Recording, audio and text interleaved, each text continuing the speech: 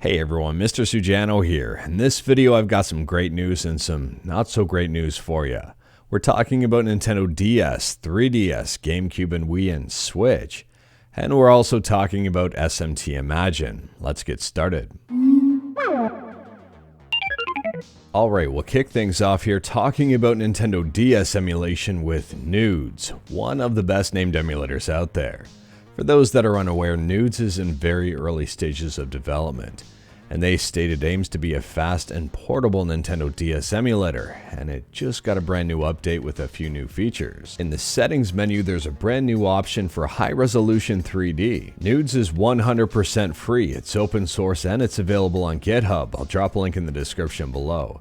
You can pick it up for Android, Linux, Mac, Switch, Vita, and Windows. It's available for a ton of different systems. Next up, we're moving up a generation and talking about the 3DS on Android with Citra, just not the version that's on the Google Play Store. We're talking about Citra MMJ, the fork of Citra that gives up a little bit of emulation accuracy in terms of overall performance, where MMJ stands for Subscribe to Mr. Sujano, and we've got a brand new update. So this new update has some bug fixes and some adjustments for the top and bottom screen, or according to Google Translate, the front and back screen switching address. Citra MMJ is free, it's open source, it's available on GitHub, and I'll drop a link to it in the description below.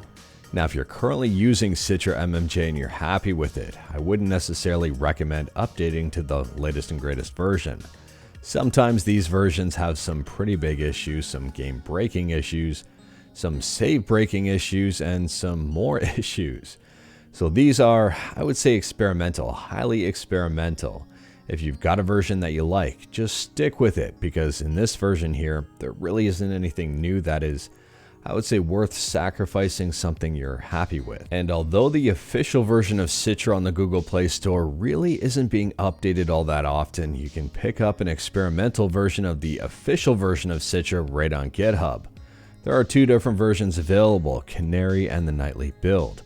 Both of them have APK files that you can pick up and try for yourself. And a friendly heads up here, the Nightly version of Citra is the more stable version, and the Canary version is the, I don't want to say necessarily unstable version, but it might have a few features that haven't made its way over into the Nightly yet. It is a little bit more experimental. Moving on, and we're talking about Nintendo GameCube and Wii emulation on Android with Dolphin, just not the version of Dolphin that's on the Google Play Store. We're talking about the fork of Dolphin, Dolphin MMJR2, I think the last surviving fork of Dolphin currently. Anyways, MMJR2 stands for Subscribe to Mr. Sujano Revamp. So Lumens has just dropped version 2.0-17174, and what's new here, they've updated the source code from Dolphin's official development build, Wii SD card folder syncing, X-Link Kai and HLE broadband adapters in GameCube GUI, added graphics mod support to GUI, and general crash and performance fixes. And again, a friendly tip here, if you're using Dolphin on Android from the Google Play Store and you're having issues, I do recommend heading to dolphin-emu.org, the official Dolphin page, checking out a beta version for Android, or checking out a development version for Android. If none of those versions are working for you, go on ahead and check out Lumens' fork here. I'll drop a link to it in the description below. Next up here, we're quickly talking about Wine. Wine stands for Wine is not an emulator. I bet you thought I was going to say something else. Wine version 7.18 was just released, and this is a minor update, but maybe a worthwhile one if you're currently using Wine. We've got some bug fixes. If you're on Mac, WoW64 support is now there, and character tables are updated to Unicode version 15.0.0. Next up, and we're talking about Switch emulation on PC with Yuzu. The early access version of Yuzu just got a really interesting new feature. So if you support Yuzu on Patreon, you should have access to the early access build here, which introduces the Pokeball Plus controller.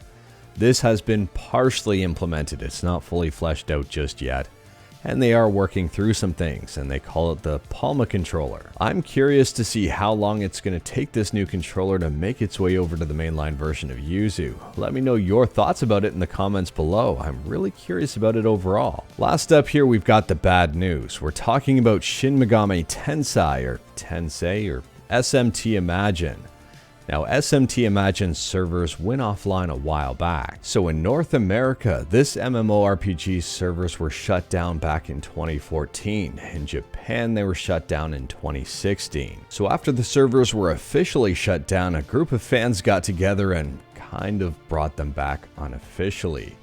Reimagine was one of those projects. There was also Requiem Emu, I think I pronounced that one wrong, and Comp Hack. So through those services, fans of SMT Imagine could play the game online again, just like it used to be played originally.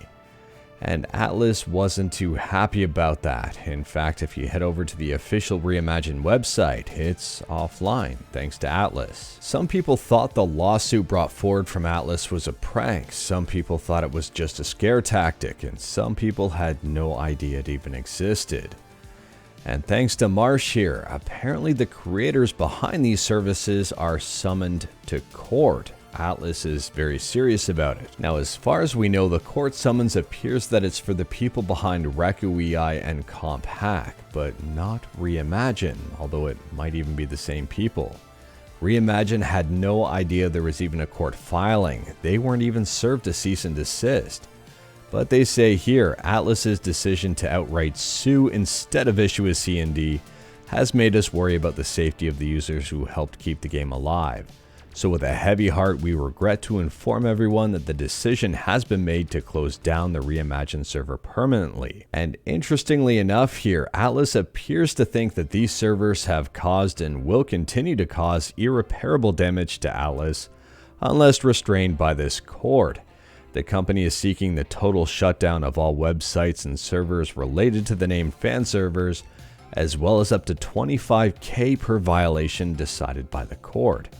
If you want to check out the article, I'll leave a link to it in the description below. I'm not going to lie here, I'm really curious to see how Atlus decides to argue that these fan servers caused irreparable damage, considering that Atlus already shut the game down completely. It didn't appear that they could make more money from it. If anything, I would say Atlus kind of caused the irreparable damage to themselves. I don't know what the fan servers were taken away from them. But anyways, that is all I've got for you in this one. Straight to the point, all stuff and no fluff. Let me know your thoughts about anything we talked about today in the comments below, and we did talk about quite a bit. If you like this video, leave a like. If you didn't like this video, leave a like. Hit that subscribe button, check out my other videos, don't tempt fate, save your state.